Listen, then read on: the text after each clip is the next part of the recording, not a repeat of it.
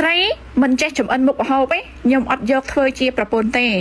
បើសិនជាថ្ងៃណាមួយប្តីឈឺប្តីបរាជ័យអត់ចេះចំអិនមុខម្ហូបអញ្ចឹង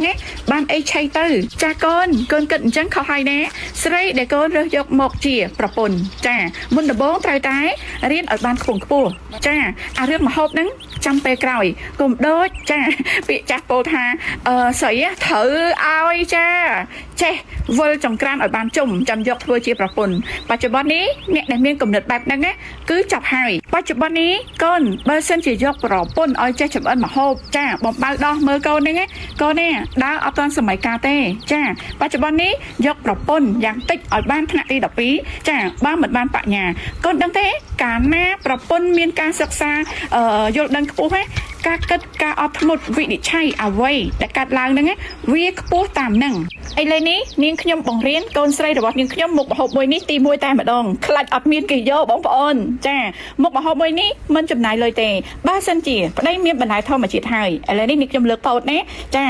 យើងមានត្រឹមតែខ្លាញ់ក៏អាចចម្អិនមុខម្ហូបមួយនេះឈ្ងុយឆ្ងាញ់បានដែរពោតឆាសំណក់ខ្លាញ់នេះនាងខ្ញុំរំលែងឲ្យ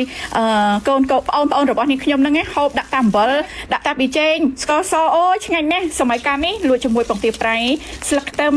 ចាជាមួយនឹងដោះគោខាប់ប្រេងខ្យងជាមួយនឹងប៊ីចេងបន្ទាប់មកយើងដាក់ជាមួយនឹងទឹកផ្អែម KAC ជ្រលក់មាន់បន្តិចមកឆ្ងាញ់ណាស់ពោតឆាត្រូវសម័យកាលតែម្ដងមិនដែរកូនអ្នកម្ដាយចេះប៉ុណ្្នឹងអាចធ្វើជាប្រពន្ធកូនបានទេកុំភ័យណាកូនម្ដាយឆ្មាកូនក៏ឆ្មាដែរនិយាយមែនទេចំអិនមុខម្ហូបតាមក្រោយកូនសម័យនេះគួរតែរើសយកប្រពន្ធមានចំណេះមុននេះមុខរបស់ថ្មីរបស់នាងខ្ញុំ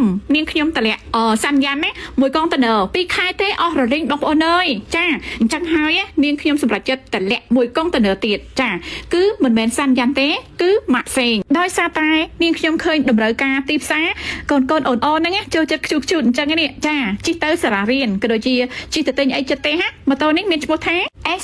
YM ទីនេះកម្លាំងម៉ូតូ 110cc រីឯប្រទេសផលិតមកពីប្រទេសជប៉ុនប្រេងឥន្ធនៈប្រើសាំងកម្រិតស៊ីសាំងបងប្អូនចា60គីឡូ1លីត្រទេតម្លៃវិញចន្លោះពី700ទៅ750ណាចង់ទិញបងប្អូនតំណែងក្នុងเพจឃ្លាំងម៉ូតូសាន់យ៉ាន់168នេះខ្ញុំដាក់ក្នុង comment ណាហេស្រីមិនចេះចម្អិនមុខម្ហូបទេខ្ញុំអត់យកធ្វើជាប្រពន្ធទេបើសិនជាថ្ងៃណាមួយប្តីឈឺប្តីបរាជ័យអត់ចេះចម្អិនមុខម្ហូបអញ្ចឹងបានអីឆៃទៅចាកូនគិតអញ្ចឹងខុសហើយណាស្រីដែលកូនរើសយកមកជាប្រពន្ធចាមុនដំបូងត្រូវតែរៀនឲ្យបានខ្ពង់ខ្ពស់ចាអារឿងម្ហូបហ្នឹងចាំពេលក្រោយកុំដូចចាពាក្យចាស់ពោលថាស្រីត្រូវឲ្យចាចេះវិលចង្ក្រានឲ្យបានជុំចាំយកធ្វើជាប្រពន្ធបច្ចុប្បន្ននេះអ្នកដែលមានគំនិតបែបហ្នឹងគឺចាប់ហើយបច្ចុប្បន្ននេះកូនបើសិនជាយកប្រពន្ធឲ្យចេះចម្អិនម្ហូបចាបំបើដោះមើលកូនហ្នឹងកូននេះដើរអត់ទាន់សម័យកាលទេចាបច្ចុប្បន្ននេះយកប្រពន្ធយ៉ាងតិចឲ្យបានថ្នាក់ទី12ចាបើមិនបានបញ្ញាកូនដឹងទេកាលណាប្រពន្ធមានការសិក្សាយល់ដឹងខ្ពស់ការគិតការអត់ធ្មត់វិនិច្ឆ័យអ្វីដែលកាត់ឡើងហ្នឹងវាខ្ពស់តាមហ្នឹងឥឡូវនេះនាងខ្ញុំបង្រៀនកូនស្រីរបស់នាងខ្ញុំមុខម្ហូបមួយនេះទី1តែម្ដងខ្លាចអត់មានគេយកបងប្អូនចាមុខម្ហូបមួយនេះមិនចំណាយលុយទេបើសិនជាប្តីមានបន្លែធម្មជាតិហើយឥឡូវនេះនាងខ្ញុំលើកពោតណាចាយើងមានត្រឹមតែខ្លាញ់ក៏អាចចម្អិនមុខម្ហូបមួយនេះឈ្ងុយឆ្ងាញ់បានដែរពោតឆាសំណក់ខ្លាញ់នេះនាងខ្ញុំរំលែងឲ្យកូនប្អូនរបស់នាងខ្ញុំហ្នឹងហូបដាក់តាមអំបិលដាក់តាមប៊ីចេងស្ករសអូឆ្ងាញ់ណាស់សម័យកាលនេះលក់ជាមួយពងទាប្រៃស្លឹកខ្ទឹមចាជាមួយនឹងដោះគោខាប់ប្រេងខ្យងជាមួយនឹងប៊ីចេងបន្ទាប់មកយើងដាក់ជាមួយនឹងទឹកផ្អែម KAC ជ្រលក់មាន់បន្តិចមកឆ្ងាញ់ណាស់ពោតឆាត្រូវសម័យកាលតែម្ដងមិនដែរកូនអ្នកម្ដាយចេះប៉ុណ្្នឹងអាចធ្វើជាប្រពន្ធកូនបានទេកុំភ័យណាកូនម្ដាយឆ្មាកូនក៏ឆ្មាដែរនិយាយមែនទេចំអិនមុខម្ហូបតាមក្រោយកូនសម័យនេះគួរតែរើសយកប្រពន្ធមានចំណេះមុននេះមុខរបស់ថ្មីរបស់នាងខ្ញុំ